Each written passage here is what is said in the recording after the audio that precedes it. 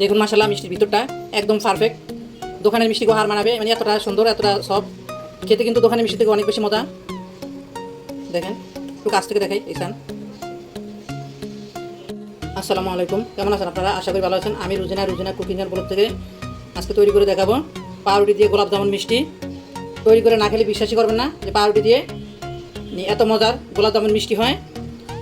আর মিষ্টিটা তৈরি করে খেলে আপনি বুঝতে পারবেন না এটাতে দোকান থেকে কিনে আনছেন নাকি আপনি হাতে তৈরি করছেন। এটা এত মজা হয়, দোকানে কেনা মিষ্টি থেকে অনেক মজা হয়।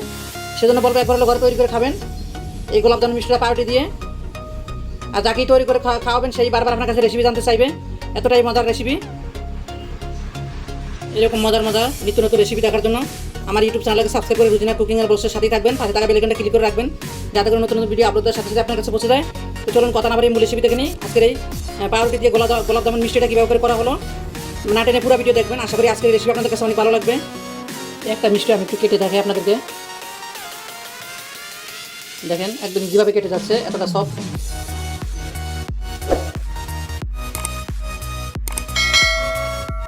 গোলাপ জামুন মিষ্টি বানানোর জন্য এখানে আমি 5 পিস পাউরুটি নিয়ে নিচ্ছি। পাউরুটিগুলো বেশি বড় না ছোটো না, মাঝারি সাইজের। এই যে দেখুন পাউরুটিগুলোর ব্রাউন অংশগুলো যেটা, এটা আমি কেটে নিব।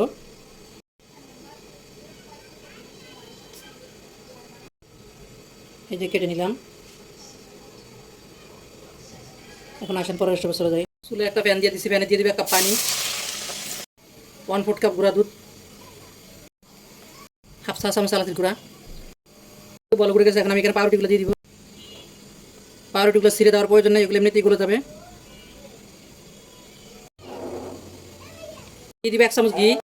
তো ঘি দিয়ে আমি আবার একটু নেড়ে ভালো করে মিক্স করে নিব। এর মধ্যে কিন্তু পাউরুটিগুলো গলে গেছে। এখন আমি এখানে ময়দা দিয়ে দিব। 1/3 কাপের মতো ময়দা। এখানে ময়দাটা দিয়ে আমি এখন দুধ আর পাউরুটির সাথে মিক্স করে নিব। নামানোর আগে আমি আর একটু করে ঘি দিয়ে দিলাম, প্রায় 1 চামচের মতোই। প্যানের থেকে ডোটা ছেড়ে আসছে, তার মানে ডোটা হয়ে গেছে। তো এখন আমি ডোটা নামিয়ে নিব। আজকে সহজ আর এবং মজাদার এই পাউরুটির মিষ্টিটা আপনাদের কাছে কেমন লাগলো? যদি ভালো লেগে থাকে ভিডিওটা লাইক দিয়ে শেয়ার দিয়ে আপনার কাছে দেখার সুযোগ করে দিবেন। আর ঘরে একবার হলো তৈরি করে খাবেন, না খেলে তো বুঝতেই পারবেন না যে পাউরুটির মিষ্টিটা কতটা মজা। ডোটাকে আমি ছড়ানো একটা প্লেটে ঢেলে নিলাম। এটাকে আমি পুরোপুরি ঠান্ডা করে নিব। ঠান্ডা করে নিয়ে আমি এটার ভিতরে 1 চিমটি বেকিং সোডা আর 1 চিমটি বেকিং পাউডার দিয়ে দিব। ডোটা পুরোপুরি ঠান্ডা হয়ে গেছে। এখন আমি এখানে দিয়ে দিব 1 চিমটি বেকিং সোডা, 1 চিমটি বেকিং পাউডার।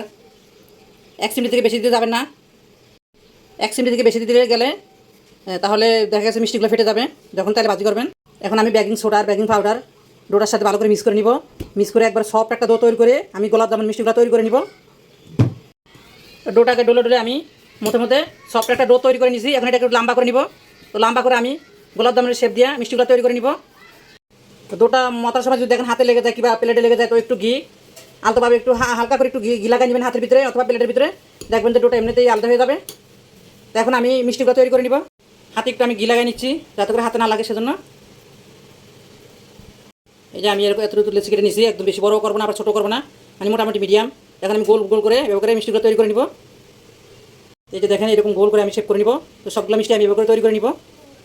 আপনারা ইচ্ছা করে লম্বা লম্বা শেপ দিয়ে কিন্তু মিষ্টিগুলো তৈরি করে নিতে পারবেন। এই তো সবগুলো মিষ্টি আমি তৈরি করে নিলাম। এখন আমি চুলার কাছে চলে যাবো। চুলে একটা ফ্যান দিয়ে দিচ্ছি, ফ্যানের মধ্যে আমি তেল দিয়ে দিচ্ছি। তেলটা কিন্তু একদম পুরোপুরি মানে হাই হিট করা যাবে না, হালকা গরম হলে এই যে আঙুলটা দিয়ে দেখবেন, যখন দেখবেন যে মানে একটু আঙুলে গরম লাগতেছে তখনই আপনি মিষ্টিগুলো দিয়ে দিবেন। তেলটা হালকা গরম হয়ে গেলে এখন আমি মিষ্টিগুলো দিয়ে দিব। বিসমিল্লাহ। তেল বেশি করে দেওয়ার চেষ্টা করবেন, ডুবো তেলে বাজলে মিষ্টিগুলো সুন্দর হয়। মিষ্টিগুলো যেহেতু পাউরুটির মিষ্টি, এগুলো একটু নরম নরম থাকে, তো যখন নাড়াচাড়া করবেন একটু সাবধানে নাড়াচাড়া করতে হবে, তাতে ভেঙে যাবে। তৈরি করে না খেলে বিশ্বাসই করবেন না যে মানে পাউরুটি দিয়ে এত সুন্দর মিষ্টি হয়।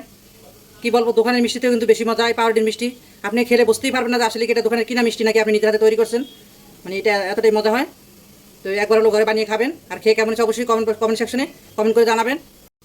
মিষ্টিগুলো কিন্তু একদম হালকাভাবে নাড়তে হবে। মিষ্টিগুলো একদমই নরম সফট। মিষ্টিগুলো একটু হালকা হালকা ফাটবে, তাতে ভয়ের কোনো কারণ নাই।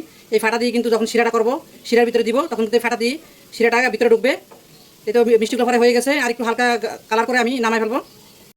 কালো জাম মিষ্টিতে একদম একটু কালো করে ভাজতে হয়, তো এটা অত কালো করা লাগবে না। এটা একটু যখন হালকা ব্রাউন কালার থেকে একটু হালকা গাঢ় হবে তখনই আমি তুলে ফেলবো। তুলে আমি শিরাটা তৈরি করে নিব। চুলার আঁচ কিন্তু একবারে লো করে দিয়ে বাঁচতে হবে। 8 থেকে 10 মিনিট সময় লাগছে আমার মিষ্টিগুলো বাঁচতে। এখন মিষ্টিগুলো আমার হয়ে গেছে, আমি তুলে ফেলবো মিষ্টিগুলো। চুলায় ফ্যান বসে দিয়ে দিবে 1 কাপ চিনি, দিয়ে দিব 1.5 কাপ পানি। চিনিটা গলায় নিচ্ছি পানির সাথে। এখন আমি দিয়ে দেবো 2টা এলাচ। চিনিটা বলক উঠে গেছে, এখন আমি দিয়ে দেবো এখানে হাফ চা চামচ গোলাপ জল। আপনারা স্কিপ করতে পারেন, যেহেতু আমি গোলাপ জামুন মিষ্টি বানাইতেছি, তো দোকানে কিন্তু গোলাপ জামুন মিষ্টির সাথে গোলাপ জল ব্যবহার করা হয়, তো আমি সেজন্য দিয়ে দিলাম। আপনারা যদি পছন্দ না করেন দিবেন না। এখন আমি পানিটাকে 5-6 মিনিট মতো জাল দিয়ে নিব শিরাটা। তারপর আমি এখানে চুলাটা অফ করে দিব, দিয়ে তারপর মিষ্টিগুলো দিয়ে দিব। 5-6 মিনিট জাল করে নেওয়ার পরে শিরাটা একটু হালকা চিটচিটে ভাব হয়েছে। এটা কিন্তু কোনো 1 তারে বা 2 তারে কোনো শিরা করা যাবে না, একটু হালকা চিটচিটে ভাব হলে এই চুলা বন্ধ করে দিতে হবে। আর এই মিষ্টিগুলো দিয়ে কখনো জাল করা যাবে না, তাহলে মিষ্টিগুলো গলে যাবে, কারণ এই মিষ্টিগুলো এমনিতেই অনেকটা সফট থাকে, নরম থাকে। আমি চুলাটা বন্ধ করে দিলাম। চুলাটা বন্ধ করে দিয়ে কিন্তু সঙ্গে সঙ্গে মিষ্টিগুলো দিয়ে দিতে হবে। তো মিষ্টিগুলো দিয়ে ভালো করে নাড়াচাড়া করে শিরাটা ভালো করে ঢাকা দিয়ে তারপরে ঢাকনাটা দিয়ে দিব। এবার করে আমি আধা ঘন্টা বেশি রাখতে হবে না, আধা ঘন্টা রাখলেই যথেষ্ট। আমি আধা ঘন্টা পরে ফিরে আসবো। এটা আসলাম আধা ঘন্টা পরে, দেখেন মিষ্টিগুলোর অবস্থা মাশাআল্লাহ, রস খেয়ে একদম টইটুপুর হয়ে গেছে। এই যে আপনারা 1 ঘন্টা 1.5 ঘন্টা রাখতে পারবেন।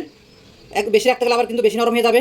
এগুলো বেশি রসটা খায় বেশি, কারণ যেহেতু এগুলো নরম মিষ্টি সেজন্য। দেখেন এখন আমি পরিবেশন করার জন্য একটা প্লেটে নিয়ে নিব। সময় দিয়ে এতক্ষণ রেসিপিটা দেখার জন্য অনেক ধন্যবাদ। যারা ইতিমধ্যে আমার চ্যানেলটাকে সাবস্ক্রাইব করেছেন তাদেরকে অসংখ্য অসংখ্য ধন্যবাদ। যারা এখনো করেনি প্লিজ আমার ইউটিউব চ্যানেলটাকে সাবস্ক্রাইব করে দিয়ে আমার ইউটিউব চ্যানেলের সাথেই থাকবেন। এই রেসিপিটা আছে, ভিডিওতে দেখাবেন নতুন রেসিপি নিয়ে পরবর্তী ভিডিওতে। আল্লাহ হাফেজ।